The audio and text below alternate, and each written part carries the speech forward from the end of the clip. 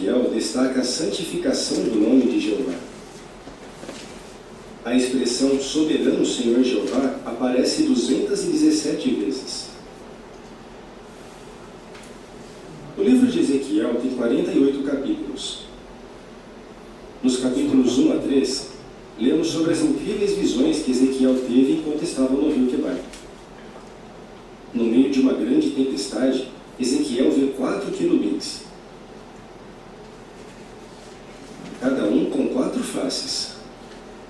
Uma de homem, uma de leão, uma de touro e uma de águia. Essas faces representam algumas qualidades de Jeová. Ezequiel ficou impressionado quando viu a parte celestial da organização de Jeová. Na visão, a organização celestial é representada por um carro celestial dirigido pelo Espírito de Deus. Os capítulos 4 a 24 falam do julgamento de Jeová contra Jerusalém e seu povo desobediente e idólatra. Para mostrar o que Deus faria com seu povo, Ezequiel fez algumas coisas diferentes. Por exemplo, Jeová pediu para Ezequiel desenhar a cidade de Jerusalém no tijolo para ensinar que ela seria cercada. Para mostrar que isso ia mesmo acontecer, Ezequiel se deitou de lado por 430 dias. Está disposto? Nos capítulos 25 a 32, lemos sobre as nações vizinhas de Israel. Jeová condena essas nações por serem inimigas do seu povo e lutarem contra ele. Por meio de Ezequiel, Jeová profetizou que ia destruir a cidade de Tiro e seu rei. Você sabia? A profecia contra Tiro se cumpriu por partes. Primeiro, Nabucodonosor destruiu a parte principal de Tiro, que ficava no continente.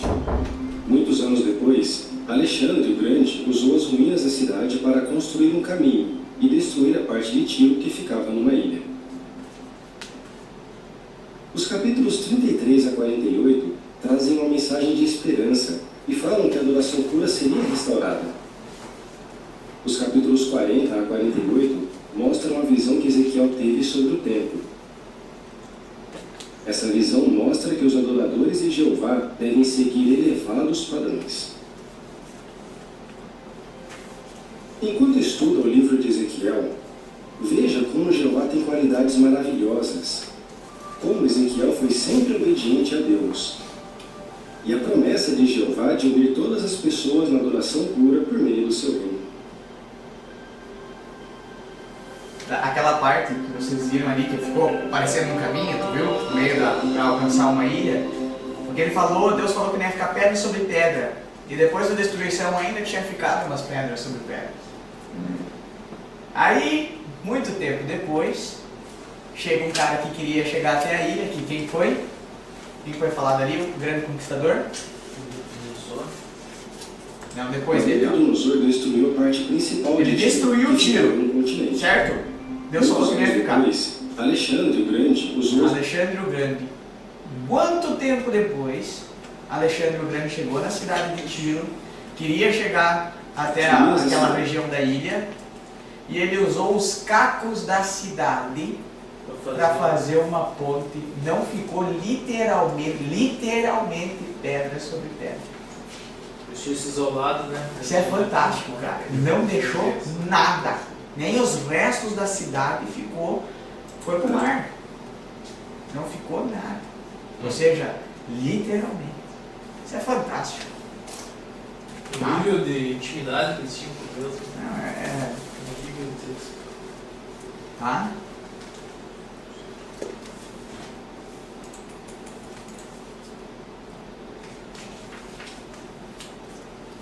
Isso, passamos.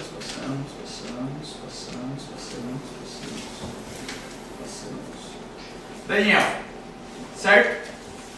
Deus é meu juiz. Esse livro ele não foi escrito em hebraico, ele foi escrito em aramaico, que era a língua que Jesus falava, era a língua predominante naquela época. Então, ele foi escrito durante o exílio, e uma coisa que poucos sabem é que Daniel, possivelmente, isso não está escrito na Bíblia, mas possivelmente ele era um homem castrado, um eunuco. Daniel? Sabe por quê? Trabalhava dentro do templo do rei, certo? Quando ele era um homem jovem. Ele não se casou depois, ele não teve, a Bíblia não conta relato. E quem servia o rei naquela época, perto, por causa da questão das mulheres, e ele, o líder dele, que relata lá no livro, era o líder dos eunucos. Ou seja, claro que não está escrito, mas leva-se a interpretar pelos leva-se a interpretar que Daniel ele era um eunuco, tá? Não é questão de, isso não tem nada a ver com homossexualismo. Sim. Tá? Não é nada a ver. É porque era uma coisa da época que o rei não permitia quem chegasse perto das suas mulheres ter vontade de ter relação sexual. Então, era castrado. Ser meu funcionário tem Exatamente. Né?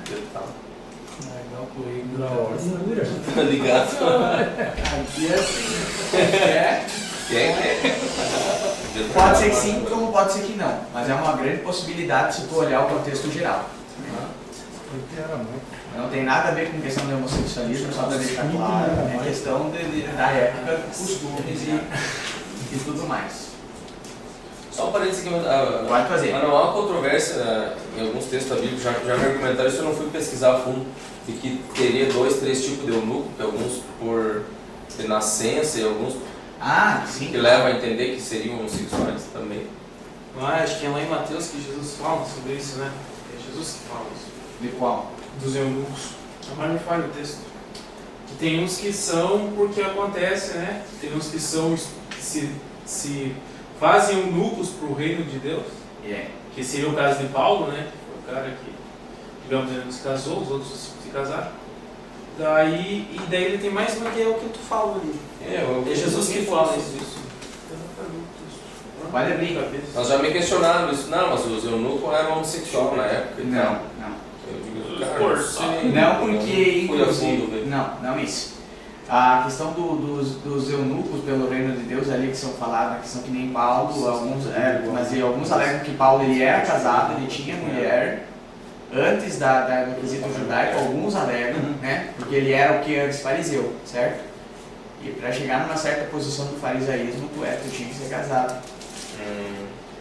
O que ele fez foi que ele não viveu com aquela mulher. Alguns alegam, mas eu entendo como Paulo sendo como solteiro realmente, mas aí é o dom celibatário. Senão ele tinha falado, né? Paulo celibato, né? Exato. Ele não O ideal é que sentia. sejam solteiros como eu. Ele deixa como ideal. Mas se você arde em desejo, case-se para que não peque. Por que ele deixa assim? O ideal é que vocês sejam solteiros como eu. Você não vai ter problemas no sentido, problemas que o casamento traz, todos nós sabemos disso, por questão de sustento, tu tem que se preocupar com a sua esposa. Isso é plano de Deus para a vida do homem? Claro que é. Isso é plano de Deus. Lá em Gênesis tu vê que a instituição do casamento. Mas ali, falando no sentido de reino e de urgência, se tu receber o dom de celibatário, que tu não sente desejo por mulher, no sentido nem por homem, nada, não? Tu pode se dedicar 100% ao reino de Deus, é a melhor coisa. Melhor coisa. Mas isso não é para todos. Isso é para alguns. Isso é para alguns. Aqui, ó, achei. Mateus 19. Os discípulos lhe disseram: se esta é a situação entre o homem e sua mulher, é melhor não casar. Jesus respondeu: nem todos têm condições de aceitar esta palavra, somente aqueles a quem isso é dado. Alguns são eunucos porque nasceram assim, outros são feitos assim pelos homens, outros ainda se fizeram eunucos por causa do reino dos céus. Quem puder aceitar isso, aceite. Não, mas é isso aí. No sentido do eunuco ali é do celibatário. Uns se fizeram, realmente são celibatários. 144 mil. Não, uns se dedicaram mais. Isso. Aí deu 144 mil. Não, mas isso não está ligado ao 144.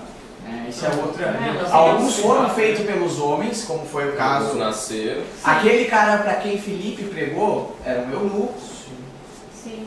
que trabalhava na questão do palácio. Ele estava voltando de carruagem, estava lendo uma passagem de Isaías, era um eunuco. Aí saber se o homem era castrado. Não, era Esse castrado. Provavelmente. que esse Provavelmente sim, pelo contexto histórico. Ah. Servia a rainha. Isso, Ah. exatamente. Ainda mais quando servia a rainha, quando trabalhava diretamente com a mulher, né? Daniel escreveu seu livro em Babilônia. Ele provavelmente era um príncipe de Judá e foi levado para a Babilônia junto com outros nobres. Com o tempo, Daniel serviu como oficial do governo babilônico e, mais tarde, do governo medo-persa. Daniel começa seu livro contando os eventos que começaram em 618 a.C., quando ele ainda era jovem. Ele completou seu livro por volta de 536 a.C. Obadias, Ezequiel e Jeremias viveram na mesma época que Daniel. Eles viveram durante um período conturbado da história de Israel, quando, por exemplo, Jerusalém foi destruída. Daniel viu com os próprios olhos os medo-persas conquistarem Babilônia e a volta dos servos fiéis de Deus para Jerusalém. Mas ele não voltou com eles para Jerusalém, provavelmente porque já era bem idoso. Não ia aguentar a viagem. O livro de Daniel tem 12 capítulos. Os capítulos 1 a 6 mostram, por ordem de acontecimento, algumas coisas que ocorreram na vida de Daniel e de seus 3 companheiros. Os capítulos 7 a 12 contêm os sonhos e as visões que Daniel recebeu de Jeová. Os capítulos 1, 3 e 6 mostram que Daniel e seus 3 companheiros resistiram a vários testes de fé. Quando eram jovens, eles se recusaram a comer e beber coisas que os tornariam impuros aos olhos de Deus. Um tempo depois, os 3 companheiros de Daniel, Sadraque, Mesaque e Abednego, enfrentaram a morte com coragem. Eles foram lançados numa fornalha por se recusarem a adorar uma imagem que representava o governo de Babilônia. Anos mais tarde, foi decretado que as pessoas só podiam fazer orações a Dario. Apesar disso, Daniel continuou orando a Jeová. Por isso, foi lançado numa cova de leões. Em todas essas provações, Daniel e seus companheiros continuaram leais e Jeová os protegeu. Os capítulos 2 e 4 mostram como Jeová deu a Daniel a habilidade de interpretar 2 sonhos do rei Nabucodonosor. Todos esses sonhos vinham de Jeová e se cumpririam no futuro.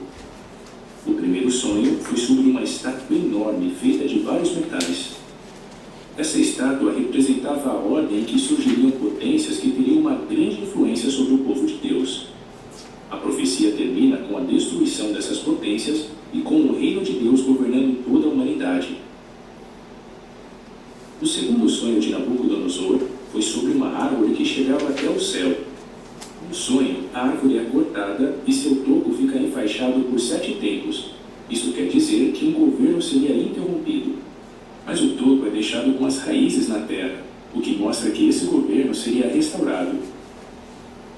O capítulo 5 relata como uma escrita apareceu milagrosamente na parede do palácio onde o rei de Babilônia, Belsazar, dava uma festa. Daniel diz para Belsazar que aquela escrita é um aviso de que Babilônia seria conquistada pelos medos e persas. Isso aconteceu naquela mesma noite. Você sabia? Boa parte do livro de Daniel foi escrita em aramaico. O aramaico era um idioma bem comum no passado e usava as mesmas letras que o alfabeto hebraico.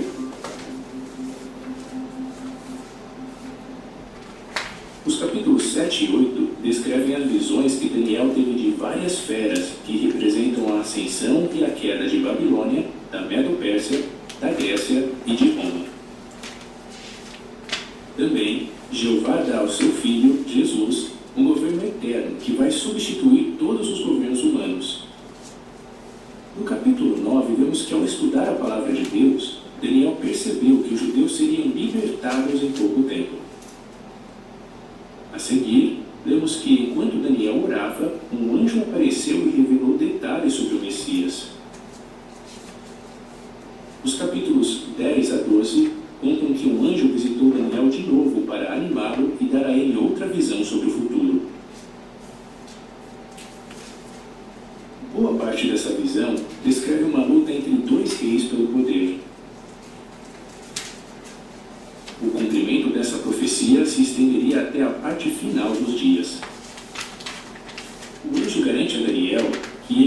aprovado por Deus e que, apesar de estar perto da morte, Daniel seria ressuscitado no fim dos dias.